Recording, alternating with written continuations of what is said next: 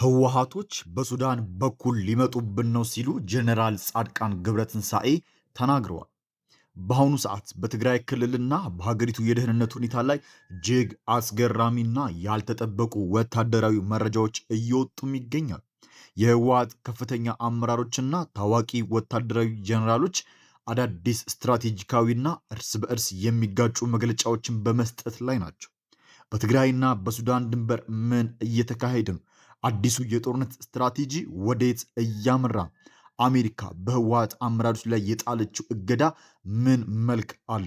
እነዚህንና ወቅታዊ መረጃዎችን ይዘላችሁ ቀርበናል። አብራችሁን ቆዩ። ወደ ዝርዝር መረጃዎቻችን ከመግባታችን በፊት እንዲህ ያሉ ወቅታዊና ሚዛናዊ የሆኑ መረጃዎች በፍጥነት እንዲደርሳችሁ ቻናላችንን ሰብስክራይብ በማድረግ የደውል ምልክቱን ይጫኑ እያልን መረጃውንም ከወደዳችሁት ላይክ፣ ሼር በማድረግ ሌሎች እንዲደርስ ያድርጉ። ከመጀመሪያው ወታደራዊ መረጃ ስንጀምር የቀድሞ የጦር አዛዥ ጀነራል ጻድቃን ገብረትንሳኤ ህወሓት ወደ መከለ ሀገር ሰብሮ ለመግባት በሱዳን በኩል በተለያዩ ግንባሮች ጥቃት ለመክፈት ሰፊ ወታደራዊ ስትራቴጂካዊ መንደፉን ይፋ ማድረጋቸውን የሚገልጽ መረጃ ወጥቷል። በጀነራል ጻድቃን ገብረትንሳኤ የቀረበው ይኸው አቤቱታ እንደሚያመላክተው ቀደም ሲል ጥቃት ሊሰነዘርበት ይችላል ተብሎ በብዙዎች ዘንድ ሲጠበቅ የነበረው የወልቃይት ግንባር አሁን ላይ ግን የትኩረት አቅጣጫ ሙሉ በሙሉ የሌለው ቦታ ሆኗል። በዚህም መሰረት ድርጅቱ ባልተጠበቀ ግንባር ማለትም በምዕራብ ኢትዮጵያ በቤኒሻንጉል ጉሙዝ ክልል በኩል አዲስ ጥቃት ለመክፈት ወደ ማዕከል ሀገር ለመገስገስ አስበው እየተንቀሳቀሰ መሆኑን ጀነራሉ ጠቁሟል። ጀነራል ጻድቃን እንደገለጹት ህወሓት ለዚህ ስትራቴጂ ማስፈጸሚያ ይሆን ዘንድ ጎረቤት ሀገር ሱዳንን እንደ ዋና ወታደራዊ መንቀሳቀሻ እያደረገች ይገኛል።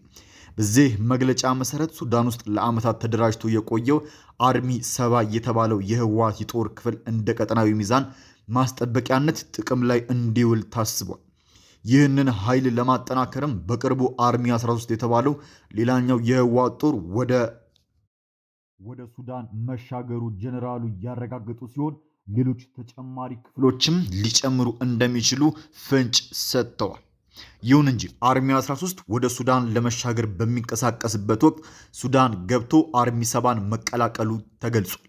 ሽራሮ ላይ የተፈጸመው የድሮን ጥቃት በህወሓት በኩል ማረጋገጫ የተሰጠበት ቢሆንም ሱዳን ከገቡ በኋላም ሽረሪና ላይ ተጨማሪ የድሮን ድብደባ እንደተፈጸመባቸው ጀነራል ጻድቃን ገብረትንሳኤ ገልጿል። በሌላ በኩል ከትግራይ ክልል ፖለቲካዊ እንቅስቃሴ ጋር በተያያዘ የህወሓት ጽህፈት ቤት ኃላፊ ፈትለወርቅ ገብረ እግዚአብሔር በሰጡት ጋዜጣዊ መግለጫ የፌዴራል መንግስቱን ወታደራዊ እንቅስቃሴ በተመለከተ ከባድ ክስ አቅርበዋል።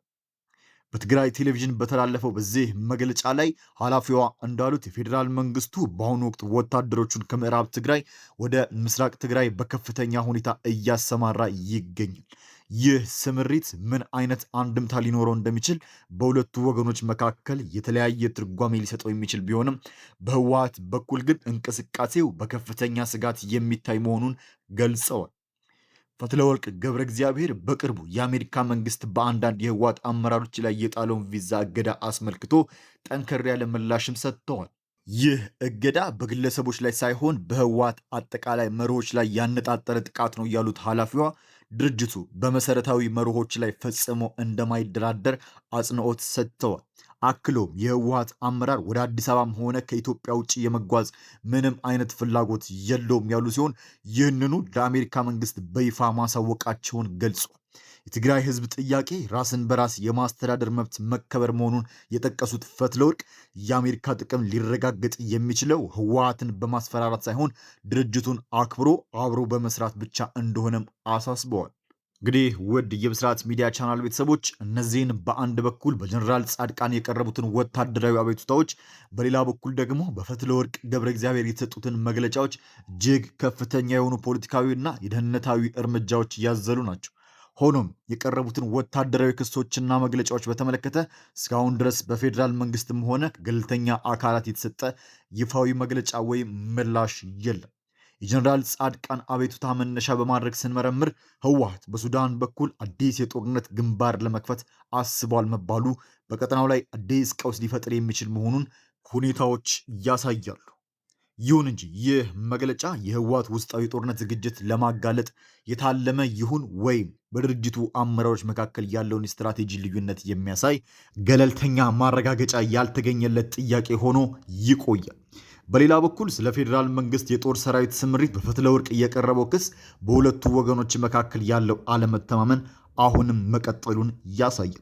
የፌዴራል መንግስቱ ወታደሮቹን የሚያንቀሳቅሰው ለሀገራዊ ደህንነት ጥበቃ ሲባል ሊሆን ቢችልም በሌላ በኩል ግን ህወሓት ለአሜሪካ የቪዛ እገዳ የሰጠው ጠንካራ ምላሽም ድርጅቱ ከዓለም አቀፍ ጫናዎች ይልቅ ለውስጣዊ የፖለቲካዊ ደጋፊዎች በሚሰጠው መልእክት ላይ ትኩረት ማድረጉንም ያሳያል። በአጠቃላይ ሲታይ አሁን ላይ እየወጡ ያሉ መረጃዎች የሚያሳዩት በትግራይ ክልልም ሆነ በአጎራባች አካባቢዎች ያለው ሁኔታ አሁንም ድረስ እጅግ ጥንቃቄ የተሞላበት መሆኑን።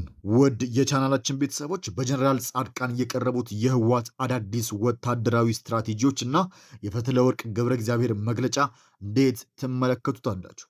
እነዚህን እንቅስቃሴዎች በቀጠናው ሰላም ላይ ምን አይነት ተጽዕኖ ያሳድራል ብላችሁ ታስባላችሁ?